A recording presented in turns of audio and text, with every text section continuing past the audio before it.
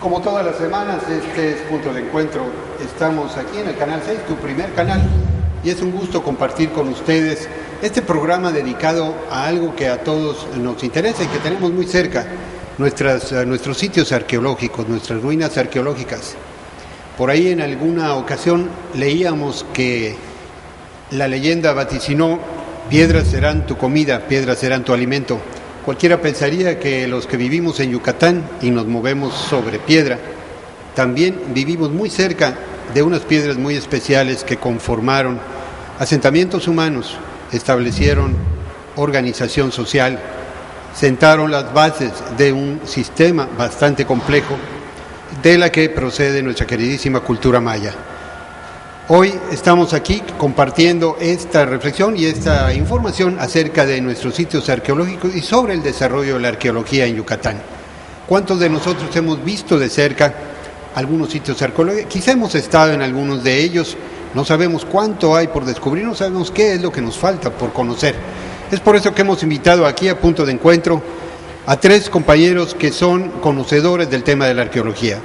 Y debo decir que me honro en presentar a Heiser Martín Medina. Él es estudiante de nuestra Facultad de Ciencias Antropológicas de la Universidad Autónoma de Yucatán. Heiser, bienvenido. Muchas gracias. Está con nosotros también Mario Zimmerman. Él es estudiante de la maestría en Arqueología Histórica, por lo que entiendo, también has estudiado la carrera. Mario, bienvenido. Buenas tardes.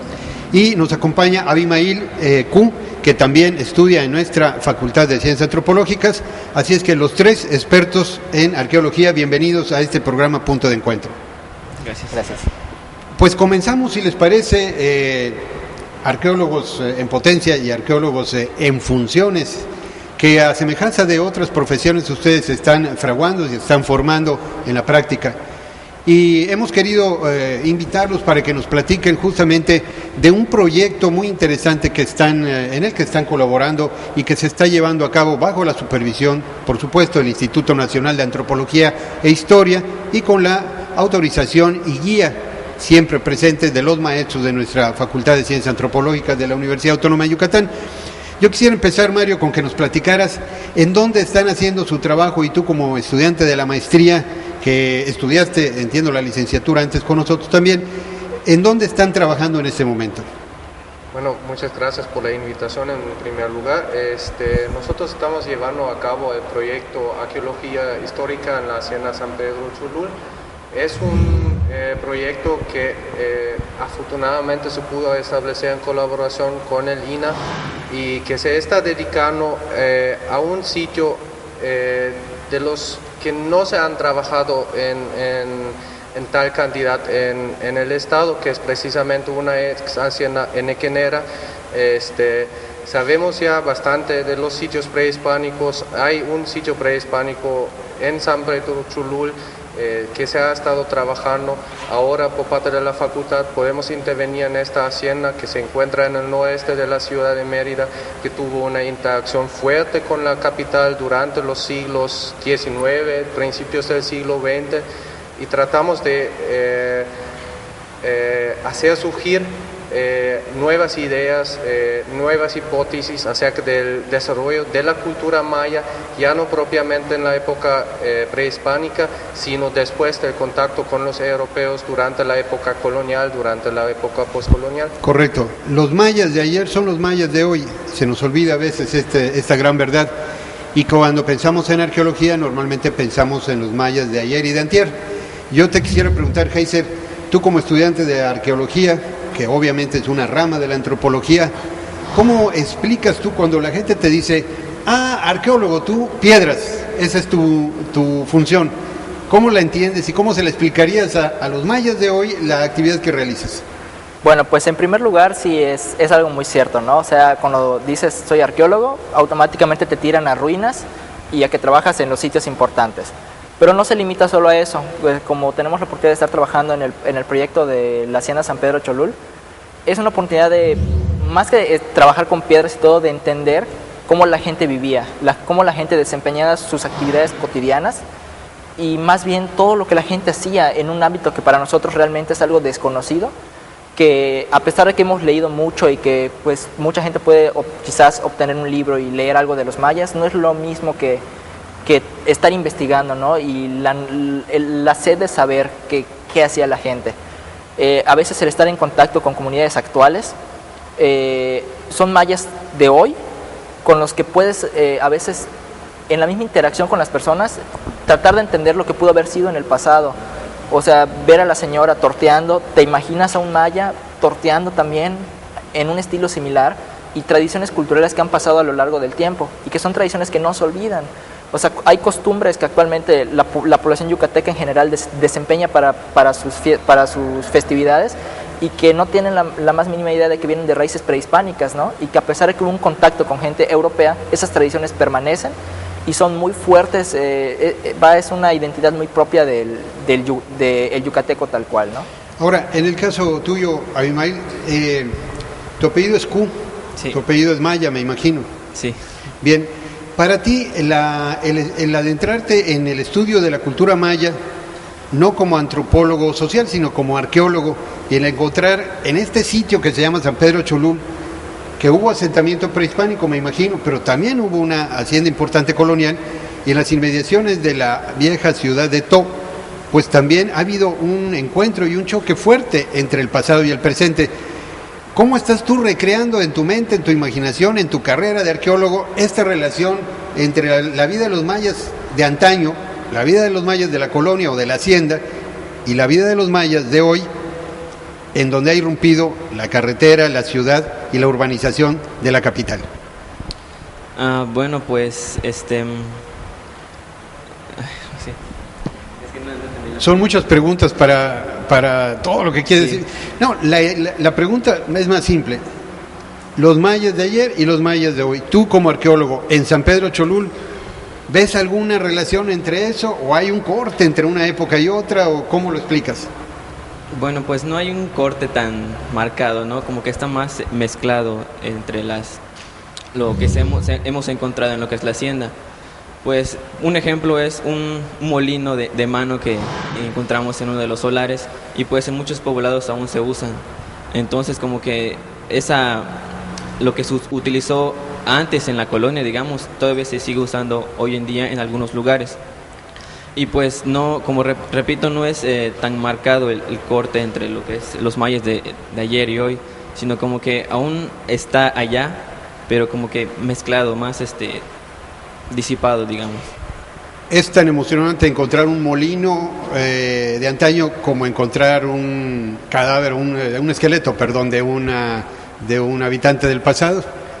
Pues para mí sí, o sea, ambos son muy emocionantes porque serían las primeras experiencias como arqueólogo en campo. Entonces sí de hecho cuando saqué el molino grité de emoción y todo, y pues sí es muy emocionante.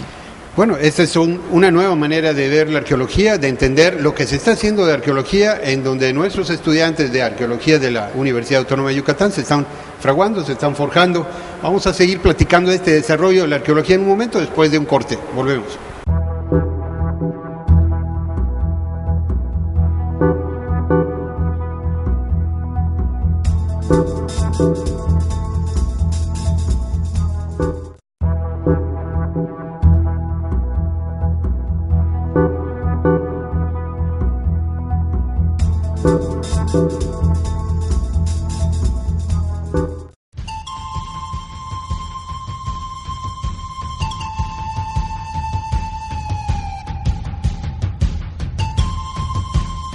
Dice la leyenda que cada año en Civichaltún, el día del equinoccio, se ofrecían sacrificios humanos en el cenote Ixtlacá. Por este motivo, si te acercas mucho al borde del cenote el día del equinoccio, los espíritus de los dioses mayas te roban el alma.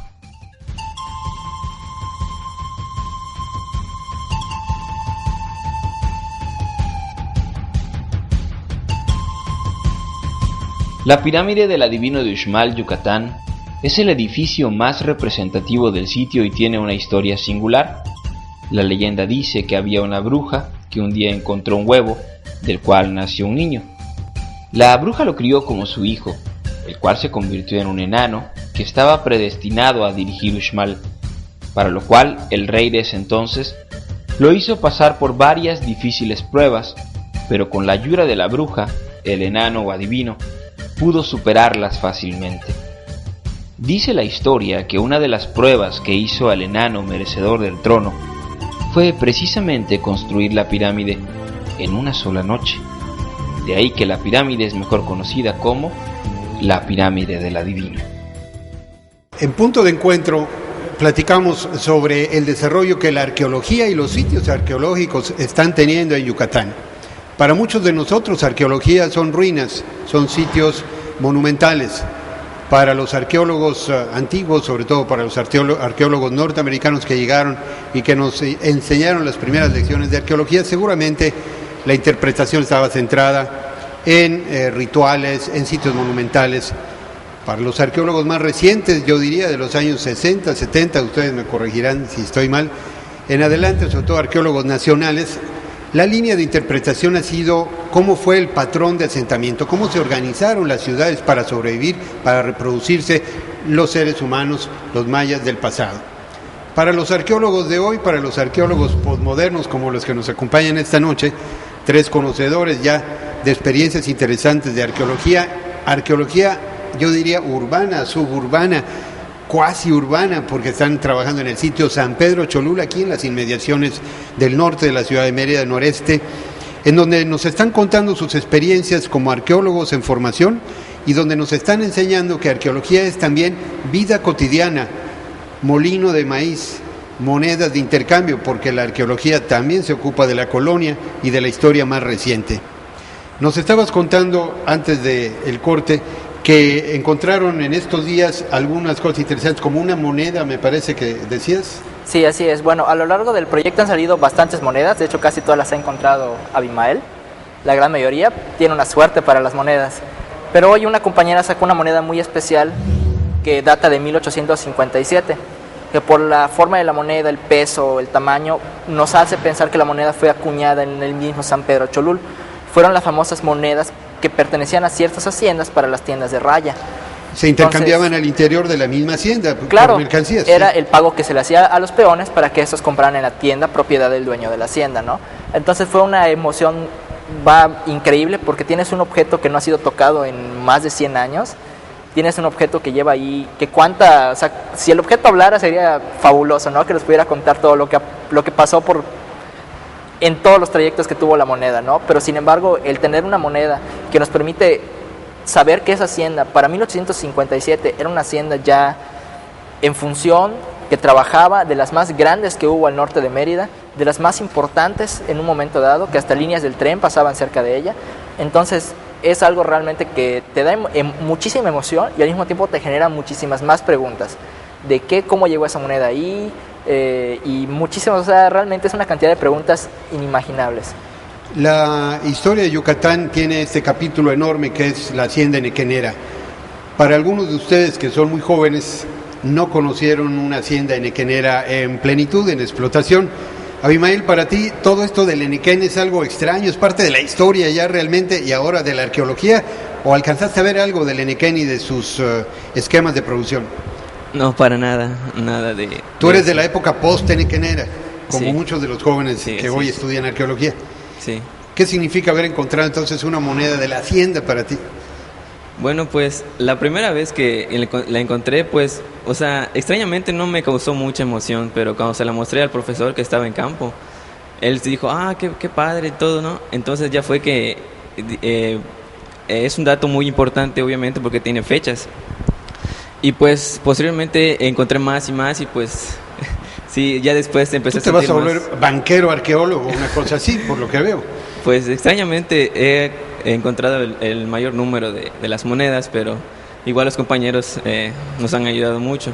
La pregunta obligada es, ¿qué pasa con esas monedas? ¿Van a tu colección privada? ¿A dónde se destinan? ¿Quién da certificación de que sean auténticas? Platícanos un poco de eso.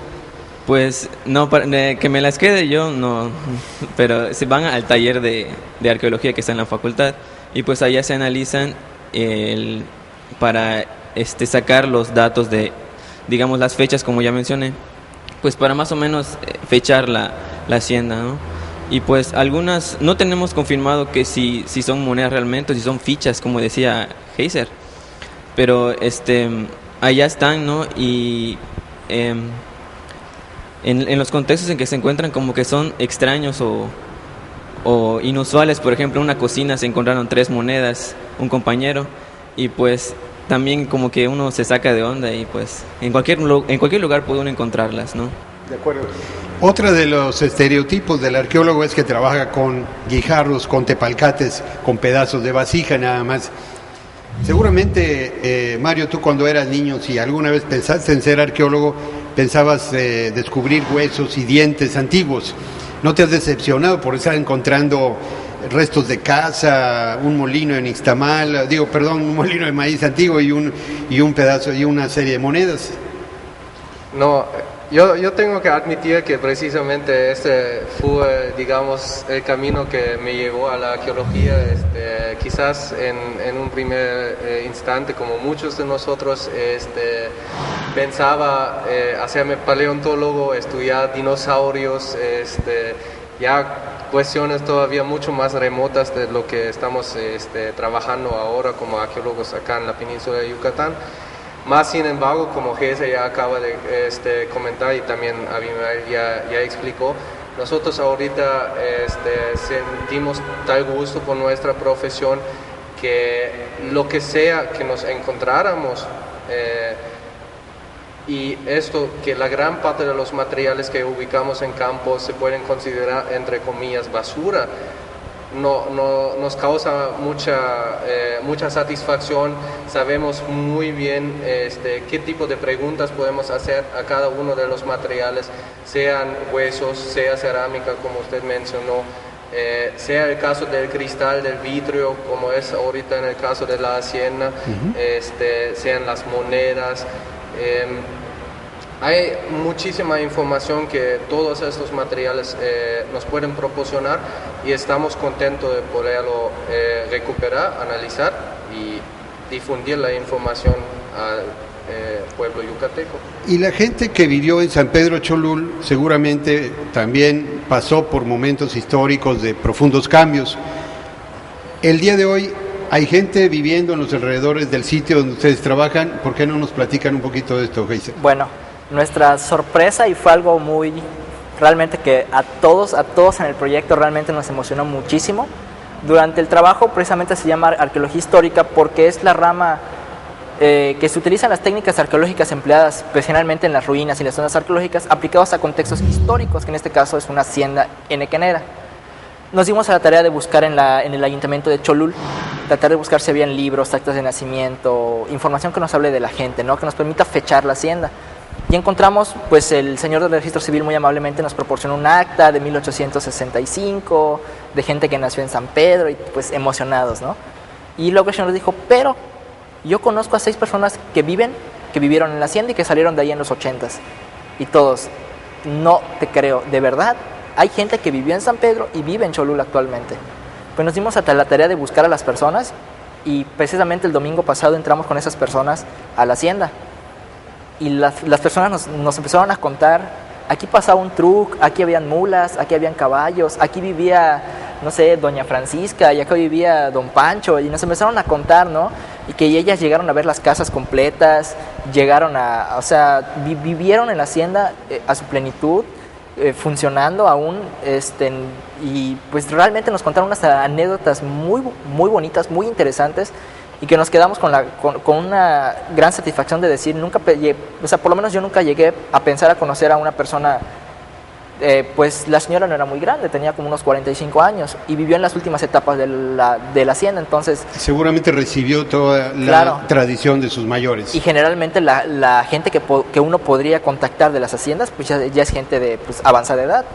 Y encontró una señora pues bastante joven, ¿no? Y nos contó pues hasta las travesuras que hacía y todo. Entonces fue una satisfacción muy, muy, muy bonita porque nos pudimos realmente visualizar hay un solar en el que estamos trabajando ahora, que la señora nos platicó, es que la señora de aquí hacía los bailes aquí en la calle, y bajo ese árbol tocaba el conjunto. Entonces nos imaginamos. Bueno, pues ahí ¿no? tienen ustedes un conjunto de arqueólogos redescubriendo el pasado, un pasado inmediato, pero un pasado que se está construyendo junto con algunos de los habitantes de San Pedro Cholul del día de hoy. Interesante este nuevo enfoque de la arqueología histórica.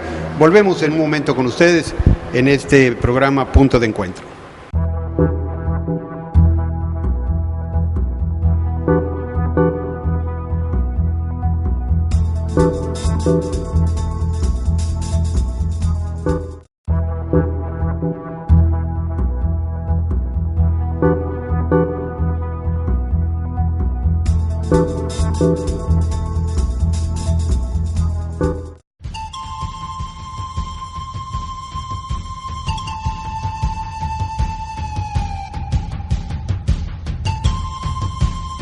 En la época en que reinaba la paz entre Uxmal, Chichén Itzá y Mayapán, nació la princesa de este último lugar, Zacnicté.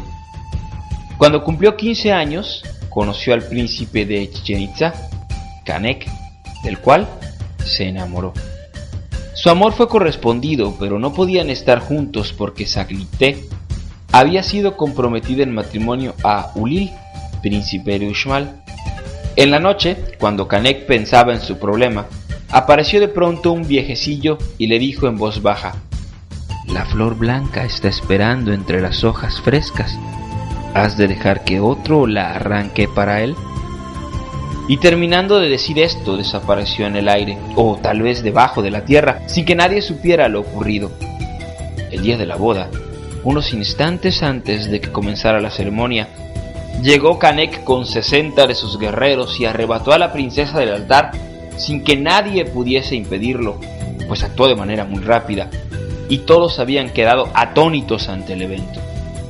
Uxmal y Mayapán se aliaron en contra de Canek y marcharon hacia Chichén Itzá, pero al llegar encontraron que la ciudad había sido abandonada por sus pobladores, salvándose así los itzáes de la furia de sus antiguos aliados. Desde entonces, Chichén Itzá quedó abandonada y desolada hasta nuestros días. En este punto de encuentro estamos redescubriendo el pasado de la mano de 3 arqueólogos, estudiantes de la maestría y de la licenciatura en Ciencias Antropológicas de nuestra facultad de la Universidad Autónoma de Yucatán, y nos están enseñando una nueva manera de hacer arqueología cruzada con historia. Quisiera yo hacer un breve recuento de lo que para todos nosotros significa seguramente arqueología. ¿Quién de nosotros no ha tenido en su mente, cuando piensa en los arqueólogos, pues una de las maravillas actuales que toda la humanidad ha reconocido, nuestro queridísimo castillo de Chichén, o pensamos en Uxmal, en Civichaltún, en algunos sitios que conocemos, en Mayapán, en Ruinas de Aké, en algunos nuevos que no todos conocemos como Ekbalam, y quizá algunos están pensando en arqueología subacuática, por ejemplo, o en los cenotes o en algunas expediciones en las cavernas. Hay pues enfoques diversos de la arqueología. Estamos hoy adentrándonos en una nueva dimensión de la arqueología con Heiser, con Mario y con Abimael acerca de esta arqueología con enfoque histórico en las haciendas, en los lugares que ahora la urbanización ha irrumpido y ha cambiado la vida y el paisaje de nuestra inmediatez urbana. ¿Qué pasa con las ciudades cuando llegan a estos sitios y los arqueólogos no han llegado? Ha habido casos en que atropellan la historia las ciudades y se pierde el pasado como objeto de investigación. Mario, tú que ya andas de la maestría y tienes más experiencia en esto. Definitivamente y desafortunadamente sí los ha habido y les sigue habiendo. Precisamente en San Pedro Cholul se dio un caso similar en los últimos meses, en donde se pasó maquinaria encima de un terreno que no había sido liberado por parte del INAH, que se tuvieron que emplear las medidas necesarias por parte del instituto legales inclusive. así es, hacia las personas que desarrollan el predio. Y es una cuestión muy importante concientizar a la gente en ciudades en crecimiento, sobre todo ciudades como Mérida, que están creciendo hacia afuera, no como hacia arriba, como se puede observar por ejemplo en la Ciudad de México, sino que se expanden aún mucho en terreno y incorporan día tras día prácticamente nuevas áreas antes rurales. En este sentido, el Instituto Nacional tiene un registro de la mayoría de los sitios que nos encontramos en el estado de Yucatán, más sin embargo el instituto tampoco está en cuanto a su cantidad de investigadores capaz de poder controlar todos y cada uno de estos sitios. En este sentido, hay un peligro inminente de que se afecten estos sitios, y por lo mismo viene siendo muy importante para nosotros estar hablando de nuestro trabajo, estar difundiendo los resultados de los trabajos para que la gente sabe, para que la gente de Mérida, para que la gente de los municipios sepa qué es lo que les circunda, en qué medida hubo asentamientos prehispánicos, y para que los aprendan a valorar, a estimar.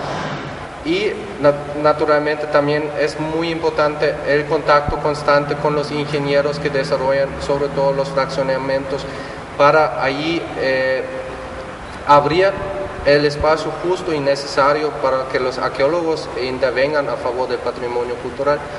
Bueno, pues para todos los que nos están viendo en las distintas comunidades, en todos los municipios del interior del estado, muchos de nosotros sabemos de los riesgos que tiene nuestro patrimonio histórico, no solamente el arqueológico, sino también el de estas historias inmediatas como son las haciendas henequeneras, como son los sitios coloniales, las iglesias, los conventos. Seguramente que la tradición de aprecio a nuestro patrimonio, muchos de ustedes que nos están viendo tomarán nueva conciencia al escuchar a estos jóvenes entusiastas que se entusiasman y se animan cuando encuentran un objeto, una moneda, un molino antiguo, con la idea de reconstruir nuestro pasado y nuestra historia. Y seguramente ustedes harán causa común con todos los ciudadanos de Yucatán en la vigilancia y en el cuidado. No basta con los vigilantes que el INAH tiene en los sitios arqueológicos, esto sería insuficiente. Si pensamos que hay más de 1.500 sitios registrados por ahí, si no es que más, y que no tenemos posibilidad de estar cuidando con policías o con vigilantes locales todos estos lugares, mucho menos cuando se trata de sitios históricos inmediatos. Así es que este trabajo que ustedes hacen como arqueólogos lo valoramos y compartimos con nuestro teleauditorio el cuidado y la preocupación por nuestros sitios históricos, que puede ser desde un marco de cantera del centro de alguna población hasta un sitio lejano en el monte que esté cubierto por vegetación, pero que sabemos y todos saben en los pueblos donde hay una cueva, un montículo, unas piedras, unos monos, decimos a veces unas estatuillas por ahí guardadas, o sabemos también quiénes también tienden a traficar con ello indebidamente e incorrectamente. ¿Qué pasa como estudiante de antropología, ustedes que están aquí en Mérida? ¿Hay algo en la escuela, en la facultad de antropología, que se les enseña a ser cuidadosos del patrimonio, o ustedes pasan desapercibidos por la cuestión legal? ¿Tienen alguna formación? Yo quisiera saber la experiencia de ustedes como arqueólogos, si tienen alguna explicación durante su tiempo de formación de cómo cuidar el patrimonio. ¿Hay algo que hacer? ¿Hay algunas leyes a las cuales hay que acudir?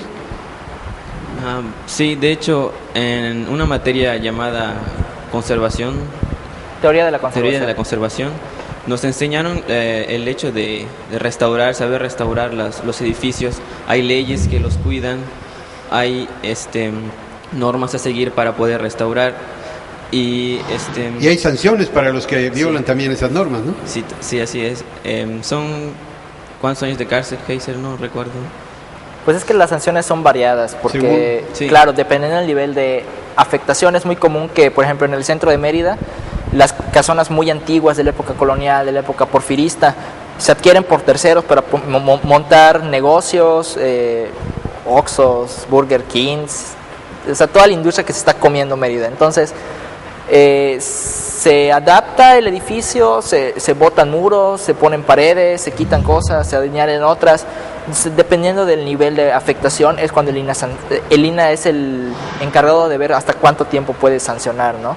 Y generalmente, pues, ¿a quién no le ha pasado que va en el centro caminando y ves los letreros del INAH de obra clausurada hasta nuevo aviso? ¿Por qué? Porque irrumpió con algún reglamento, con un acuerdo previsto por el INAH y que no se debe de estar haciendo en ese momento. Y esto, ¿no?, se aplica a todo el estado, no nada más a la ciudad de Mérida. A todo el estado, claro. Hasta las últimas poblaciones. Exactamente, todo donde haya algún asentamiento humano con historia, realmente toda la historia es valiosa, ¿no? Entonces, desde un convento, una capilla abierta, un montículo prehispánico, todos esos edificios valiosísimos que son muy antiguos y antiguos, hablando hasta de unos 50, 60 años de la época porfirista o más recientes, tenemos el deber, no solo, como comentaba Mario, son tantas cosas tan importantes que el INAH no se da abasto. Entonces nosotros mismos como ciudadanos, conscientes de nuestro patrimonio, de lo que es valioso, debemos también gestionar para protegerlo. O sea, no siempre va a haber una persona del INAH, pero sí puede haber un ayuntamiento o una cooperativa encargada de conservarlas. O un grupo de ciudadanos atentos y vigilantes, claro, del patrimonio histórico. Vamos a seguir platicando de esta nueva concepción de la arqueología con ustedes. Volvemos después de un corte.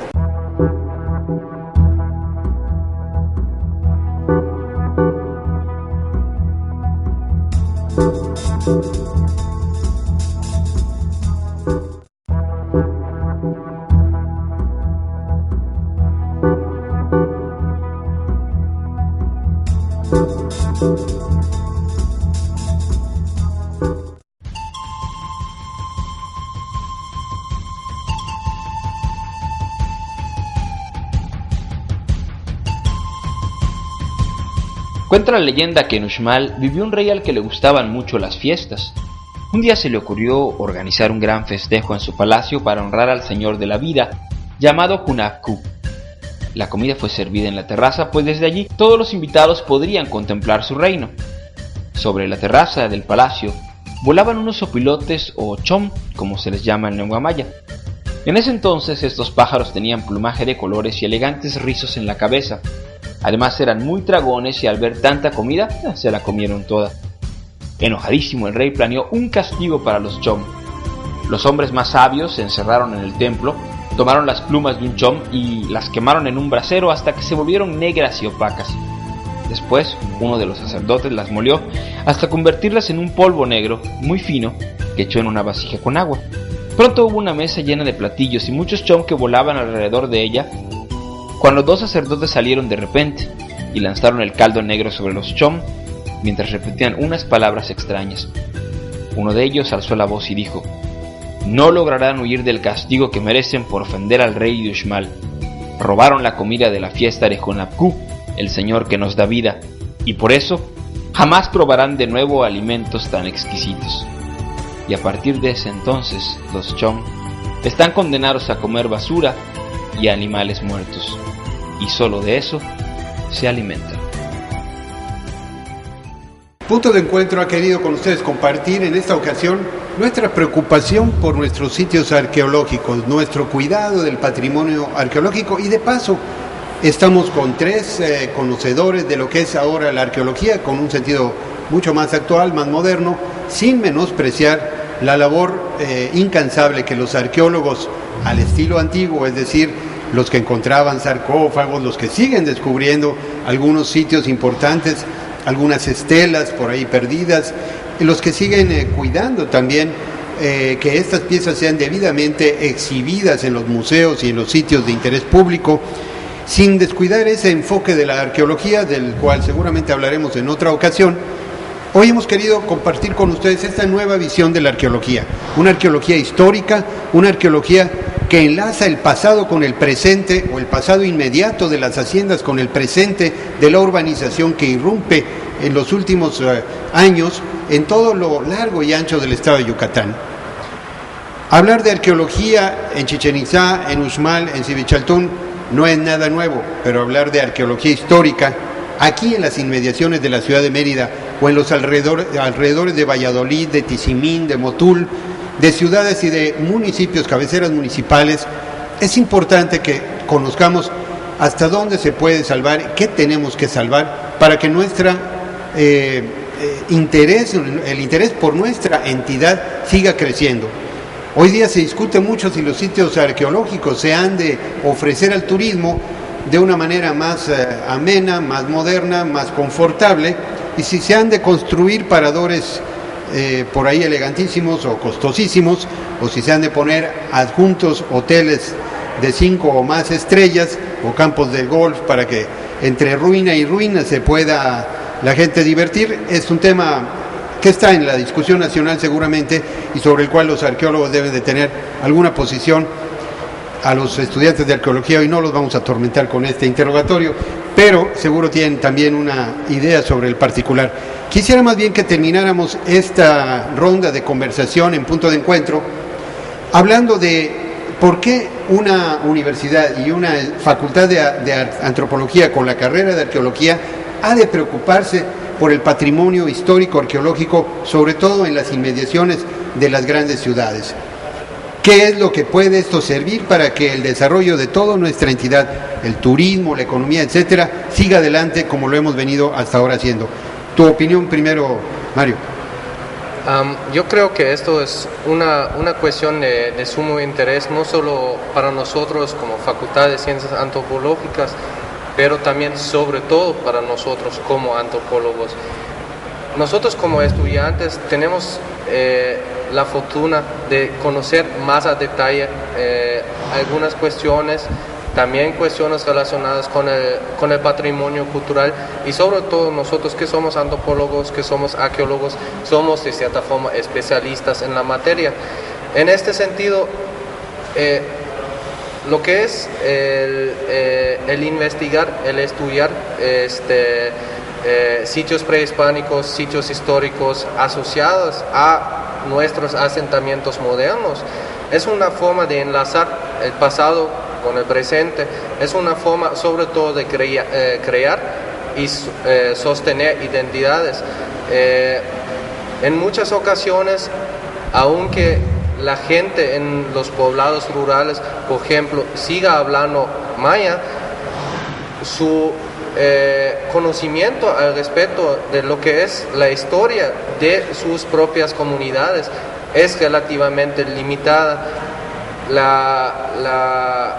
La información que se proporciona por parte de ayuntamientos, por parte de escuelas, en muchas ocasiones no llega a abastecer todo lo que quizás nosotros como estudiantes llegamos a ver, a experimentar. Y en ese sentido para nosotros es importante transmitir este conocimiento que nosotros como arqueólogos, antropólogos vamos adquiriendo, no solo entre nosotros, no solo en pláticas entre alumno maestro, entre alumnos y profesionistas en diversos congresos, sino también entre el alumno y la familia del mismo, difundir este conocimiento a nuestros padres, a nuestros abuelos, a nuestros amigos, para que la sociedad en general pueda disfrutar del conocimiento al respecto de sus raíces, y para se establezca una identidad que incorpore a la ciudad de Mérida actual en el desarrollo de una ciudad metrópoli en su tiempo dejó en un contexto histórico anterior. Correcto. Ahora, ustedes son muy jóvenes. Yo quisiera, en calidad de jóvenes, Abimael, si nos están viendo en este momento jóvenes en todo el estado de Yucatán, ¿tú qué le recomendarías a los jóvenes? No tienen que ser arqueólogos para estar conscientes de esto que estamos hablando. Si a ti te preguntaran en una escuela preparatoria, en un colegio de bachilleres, ¿qué nos recomienda arqueólogo para cuidar nuestro patrimonio histórico acá en nuestro pueblo, en nuestra comunidad? ¿Qué les dirías tú a los jóvenes? Bueno, primero que nada que al conocer estos, digamos, si conocen algún asentamiento en el poblado, pues, bueno, como ya mencionó el maestro, cuidarlo, ¿no? Ver que no se roben nada, ver que no que no maltraten ese edificio o esa plataforma. Y pues hemos visto también algunas plataformas y edificios que están siendo grafiteados y todo. Y pues normalmente somos los jóvenes o son los jóvenes los que hacen esa destrucción. Y pues daña mucho lo que es la imagen, en sí la piedra. Y pues si por alguna razón ven que alguien está haciendo eso, pues no sé, reportarlos o que tratar de cuidar, en fin, lo que nos identifica a mí y a todos nosotros, a todos ustedes, como pueblo maya de Yucatán. Gracias, Aymar. Y en el caso de las autoridades municipales, ¿qué es lo que tú le recomendarías, Heiser, a los presidentes municipales, a los síndicos, a los maestros de escuela, a los directores de las escuelas en las comunidades, en términos de conservación y desarrollo del patrimonio histórico? Bueno, en primer punto, y creo que es muy importante, es difundir y concientizar a la comunidad de la importancia de estos vestigios. O sea, de nada nos puede servir llegar y decirle a la población hay que cuidarlos si no se les da una razón y un motivo de por qué deber hacerlo. O sea, tener una estructura que lleva ahí más de 1500 años parada y que ha sobrevivido al paso del tiempo es increíble, ¿no? O sea, nos puede decir muchísimas cosas de la gente que vivió ahí antes, de nuestros antepasados, y forma parte de nuestra historia actual. O sea, fue historia y sigue siendo historia. Nosotros en algún momento seremos parte de esa historia.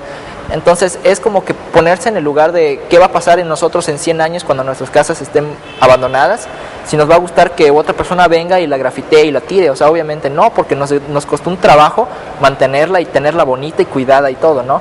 Entonces la importancia de cuidarlo, de apreciarlo, porque al fin y al cabo es nuestro. O sea, y si nosotros no lo cuidamos, pues realmente nadie va a venir a hacerlo por nosotros, y las pocas personas que vienen a cuidarlo por nosotros son extranjeros. Entonces hay que ser un poquito más conscientes y darles la importancia que se merecen, ¿no? Y pues hacer campañas de difusión, pláticas en las preparatorias, en las secundarias, hasta en las primarias. O sea, los niños, hasta de la primaria hasta la prepa, ven clases de historia, ¿no? Entonces es una manera de involucrarlos y de hacerlos conscientes de la importancia que son estos vestigios. El proyecto San Pedro Cholul, que coordina la Facultad de Ciencias Antropológicas y que está bajo la supervisión, obviamente, y normatización del Instituto Nacional de Antropología e Historia, tendrá seguro un momento de divulgación, de difusión, a través, me imagino, de algunos canales que ustedes buscarán. En caso de que esto se realice más adelante, bueno, seguramente el Canal 6 se sumará a este esfuerzo, contribuyendo a la divulgación de nuestro patrimonio histórico. Yo quiero agradecerle a Heiser, a Mario y a Abimael que hayan estado con nosotros. Gracias por haber venido a Punto de Encuentro. Gracias a ustedes que nos siguieron en esta interesante reflexión sobre nuestro patrimonio histórico y sobre el desarrollo de nuestra arqueología con este nuevo enfoque de la arqueología en Yucatán. Estaremos nuevamente aquí en Punto de Encuentro. Muchas gracias y muy buenas noches.